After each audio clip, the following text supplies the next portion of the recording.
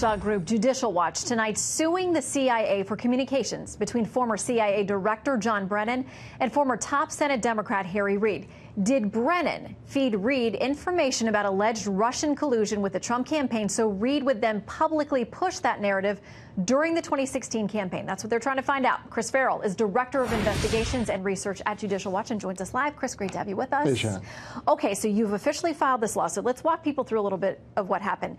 In August, Brennan briefed a lot of folks, including then the top Democrat in the Senate, Harry Reid. 2 days later, Reid writes a letter. It includes this to Comey, then FBI director. The evidence of a direct connection between the Russian government and Donald Trump's presidential campaign continues to mount. The American people deserve to have a full understanding of the facts from a completed investigation before they vote this November. He had to know the letter would go public. So now that narrative about collusion is now within the election conversation. Sure. This is just one of the channels by which the Stop Trump gang, and there was obviously a handful of operators here, used various systems, whether it was the executive branch agencies, the Congress, to feed this narrative in and just have it create the perception that, well, everyone says and, well, everyone knows. And there's an echo chamber effect. And once everyone starts saying the same thing, it takes on a life of its own. And it's an information operation. It's how the public is manipulated. It's how the media is manipulated.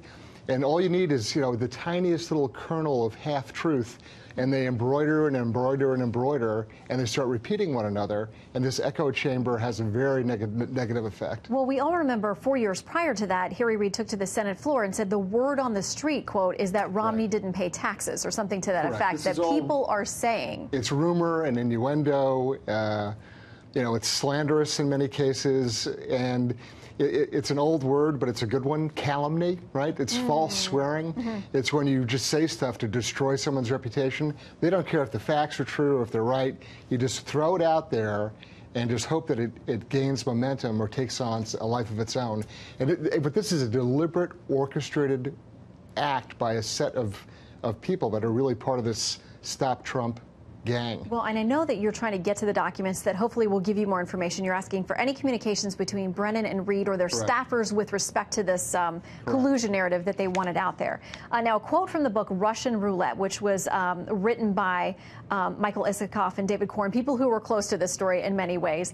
They said this: Reid concluded the CIA chief believed the public needed to know about the Russian operation, including the information about the possible links to the Trump campaign. They're saying Reid thought that he was taking this information from Reid and being the conduit then to go public with it. Maybe he believed that's why Brennan gave him the information. Look, these are very sophisticated, very sharp political operators. They didn't just, fall off the turnip wagon. They know exactly what they're doing. And one of the ways to move the narrative out of the CIA and get it into the media stream, into the political stream through Congress, is to have Reid act as a channel to do that. And he can say, well, look, I was in consultations with the CIA director, and this is a very grave matter. Here's a very senior member of the Democratic leadership acting as the conduit for this. And it's just another way to advance the narrative and to increase sort of this sense of a momentum of the importance of the story. Well, so we want to see what really was going on, who was briefed, who was involved.